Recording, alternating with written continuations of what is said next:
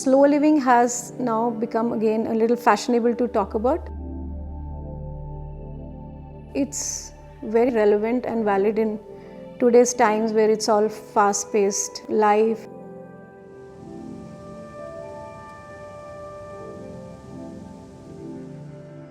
And especially Bangalore is blessed with this hilly terrain just an hour away.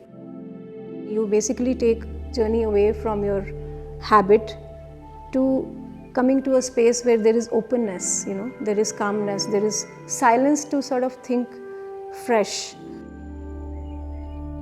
Hello, I'm architect Meeta Jain and we are at Villa Soham near Nandi Hills on the outskirts of Bangalore. So this project is part of Buildify's book 10 Homes in Bangalore.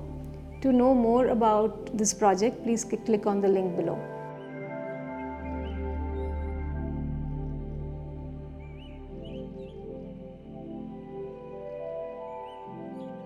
I felt we could actually create that vision of just being with nature in silence, serene living. And the plot area is 7,000 square feet. The built-up area, if you take the roof profile, is 4,000. So then the challenges was that how does one make a house and not yet enclose it? The Nandi Hills and the Channagiri Hills. So with this surround was our setting. So we decided to place the building in the southwest corner in such a way that one got a foreground in the front towards the east and a north side garden. In the manner of making this architecture, one hoped to just diffuse the boundaries which typically exist in the plot making. The most exciting thing for me was to see there is this whole cluster of rocks there, which is kind of has this very typical formation. And then seeing this huge, large rock right next to the site. And from there on, the hill was sloping down.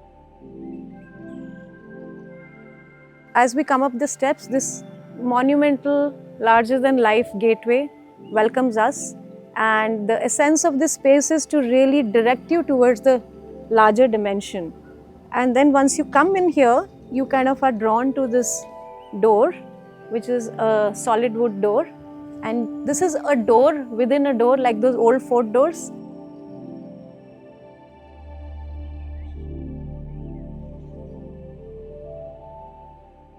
As soon as you enter from the main door, actually meets you as a sunken plane, which is treated with wood. The other reason for also doing this was because there is this kind of a formal seating, but at the same time it kind of combines as this very informal built-in, what we in Kannada call like katte. At the same plane where you entered is the dining, and both sides you have like full height windows which overlook the near hill and the far hill.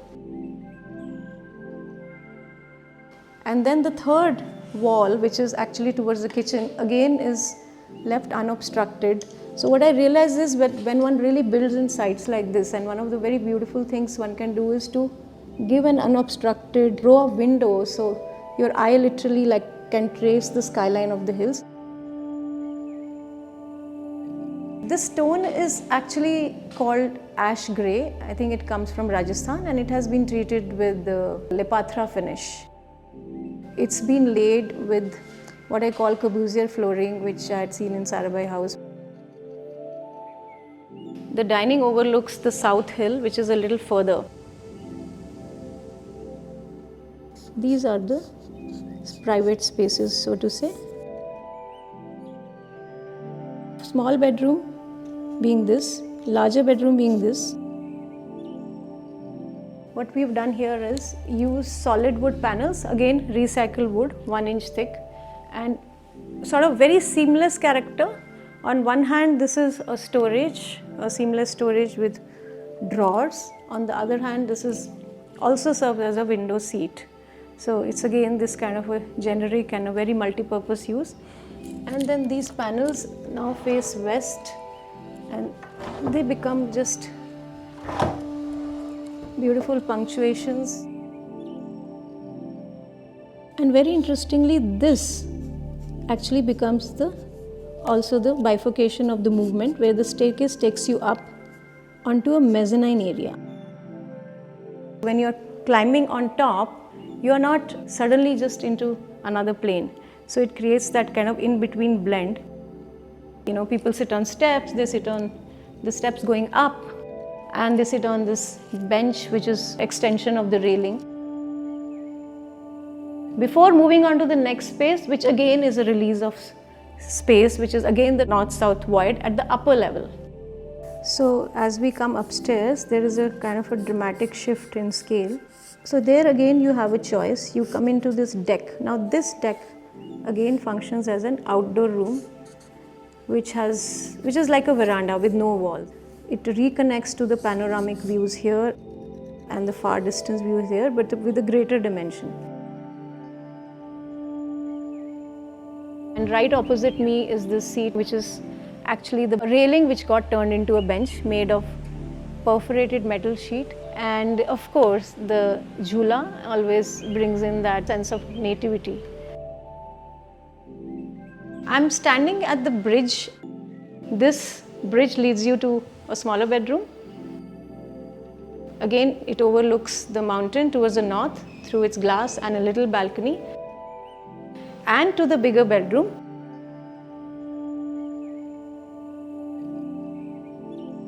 And what's really interesting about this bridge is it's also like a gazing balcony within the house, marked by this Oculus, which creates this, whole aspect of inviting sun and moon movements also into the house.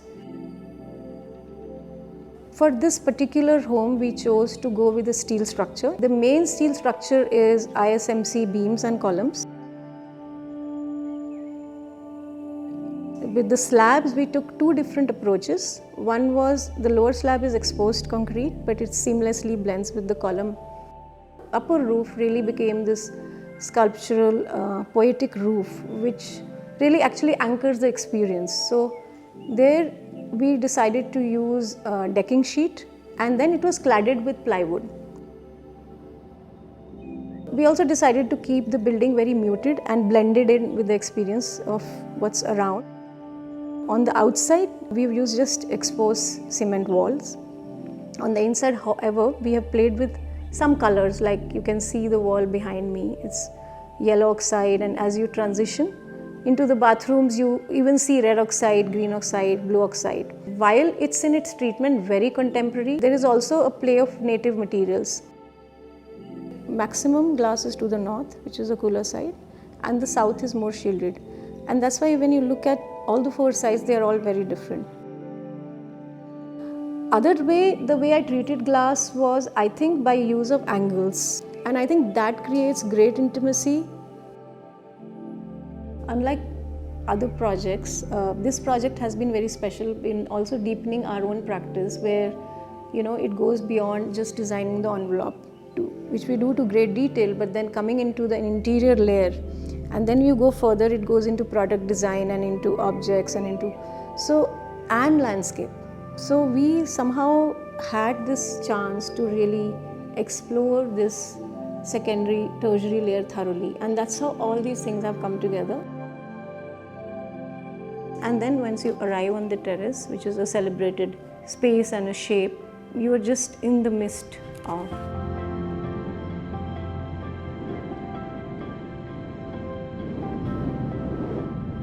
the surrounding poetic landscape.